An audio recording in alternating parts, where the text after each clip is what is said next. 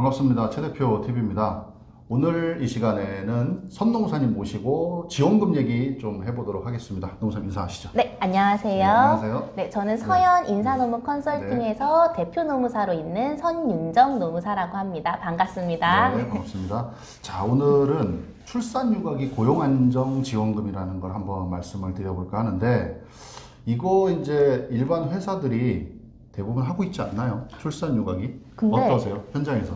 저는 최근에 네. 이거에 대한 이슈를 많이 봤어요. 예, 그러니까 어떤 이슈냐면 못 받고 있는 이슈. 네, 네, 네. 그러니까 육아휴직을 신청한 다음에 이제 네. 복직할 때쯤 되면은 사업주 분들이 연락이 오십니다. 예, 예. 이제 근로자가 복직한다고 했는데 우리가 네. 법적으로 혹시 네. 뭐 지켜야 하는 것들이 있습니까? 라고 네, 물어보세요. 네. 왜냐하면 복직하고 원래 이 사람들 대체했던 근로자들이 있기 때문에. 네. 예. 그랬는데 보면은 근로자에 대해서 육아휴직에 대한 지원금은 받았어요. 예, 예. 근데 사업주, 나한테 사실 들어오는 지원금이 있다는 거를 네. 모르시는 분들이 많습니다. 아, 저는 그게 네, 네, 네. 너무 놀라웠고, 네. 받으시라고 네, 네. 예, 말씀을 드립니다. 그 지원금이라는 게 원래 이제 사업주가 받는 거잖아요. 근데 출산휴가기라 그러면 육아휴직 수당 뭐 이렇게 해서 우리 근로자들이 네. 다들 뭐 거의 다 받고 계시잖아요. 그쵸, 그죠? 그건 다 모르는 받으시죠. 분이 없는데 네네. 사업주도 이걸로 받을 수 있다. 지원금을. 네. 그 말씀이시잖아요. 네, 오늘 그 사업주 네. 지원금을 말씀드리려고 합니다. 예, 예. 네. 그러면 받을 수 있는 대상이 그냥 모든 사업주? 육아휴직, 직원 중에 육아휴직이 있는 분, 그렇죠. 사업주. 예, 네. 직원 중에 육아휴직을 신청해서 지금 육아휴직 예, 예. 들어가고 있는 네. 사업주가 네. 대상이 되겠죠. 예. 그러면은 조건이 어떻게 되나요? 어떤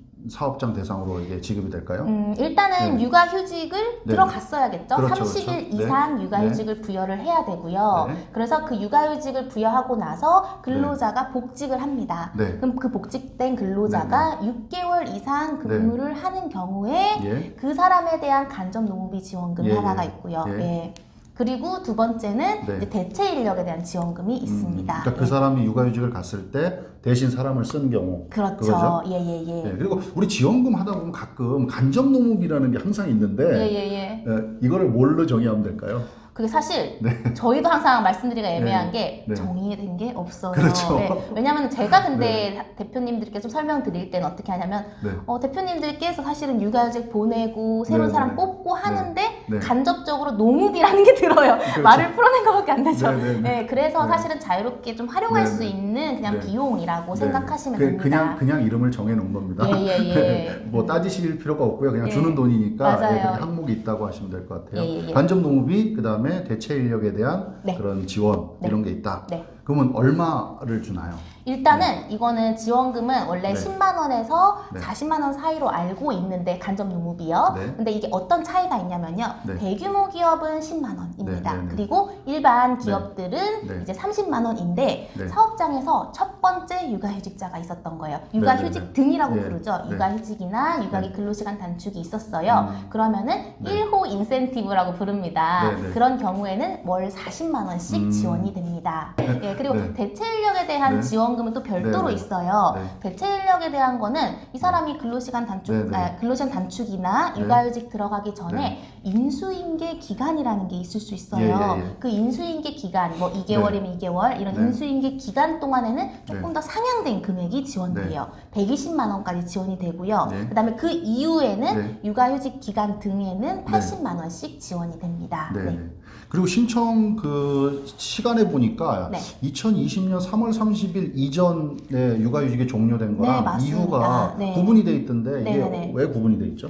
원래 육아휴직 지원금이라는 거는 예. 근로자가 육아휴직 쓰고 나서 네. 이제 내보내는 사업주들이 많았던 거예요. 예, 예. 그러다 보니까 네. 이제 육아휴직 끝나고 복직하고 네. 6개월이 있어야지 네. 이제 신청이 가능했던 거죠. 네. 그러니까 그때까지 기다려야지 돈이 나오는 거였어요. 예, 예. 근데 이게 2020년 3월 31일에 육아휴직이 걸쳐 있으신 분들에 대해서는 네.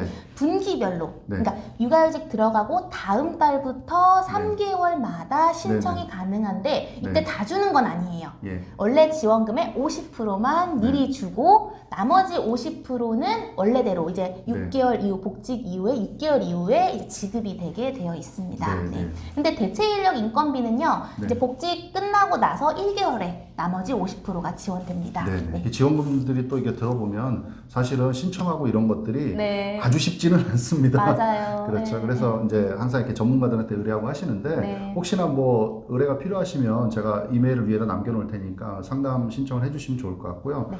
또 이 지원금에 대해서 빠진 부분이 있나요? 추가적으로 말씀하실 게. 어쨌든 지원금이라는 네. 거는 요건도 사실 세부적으로 까다롭고 네. 제가 사실 저도 이제 신청해 드릴 때는 세부 네. 서류들을 엄청 많이 봐요. 그렇죠. 계속 봐야 어쨌든 돼요. 규정에 의해서 되는 예, 예. 거지 규정은 엄청 법 규정이 엄청 길게 있거든요. 예, 예. 그렇기 때문에 네. 세부 이제 요건들은 이제 근로자 상황이나 사업장 상황에 따라 달라질 수 있기 때문에 그냥 네. 편하게 연락 주시면 될 것 같습니다. 네, 네, 알겠습니다. 오늘은 출산 육아기 그 고용 안정 장려금 그 기존에 이제 직원들은 출산 육아기에 뭐 육아 수당이라든가 이런 걸 다 받고 있는데 이걸 사업주가 사업장에서도 받을 수 있는 거를 잘 모르시는 분들이 계셔서 간단하게 좀 설명을 드렸습니다.